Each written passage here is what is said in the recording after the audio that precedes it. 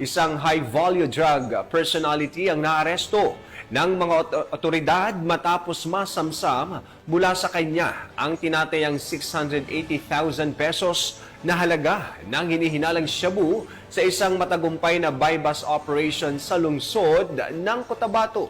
Ibabalita yan ni Pacho Woman Angela Bandarlipe. Arestado ang isang high-value individual at nasamsamang 680,000 pesos halaga ng shabu sa ikinasang joint anti-illegal drug buy-bust operation sa Barangay Poblacion 5, Cotabato City nito lamang ika-29 ng Hunyo taong kasalukuyan. Kinilala ni Police Brigadier General Jason C. D. Guzman, Regional Director ng PRO BAR, ang naarestong suspect na si alias Pudi, 34 anyos at residente ng Purok Milan Rosary Heights 13 ng nasabing lungsod.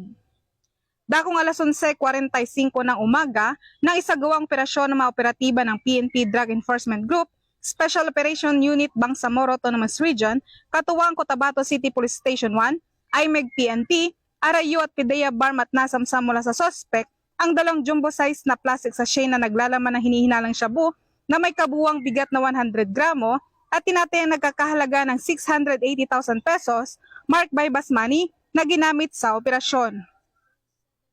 Nasa kustodiya na ngayon ng PNP Drug Enforcement Group, Special Operation Unit BAR ang suspect at nakatakdang sampahan ng kasong paglabag sa ilalim ng Republic Act 9165 o ang Comprehensive Dangerous Drugs Act of 2002. Ang matagumpay na operasyong ito ay patunay ng mas pinaigting ng kampanya ng PNP at mga katuwang na ahensya laban sa iligal na droga sa rehiyon. Ipinapaalala ng pamunuan ng PRO-BAR ang kanilang matibay na paninindigan laban sa kriminalidad at ang patuloy na pakikisa sa mga komunidad upang masugpo ang mabanta sa kapayapaan at kaayusan.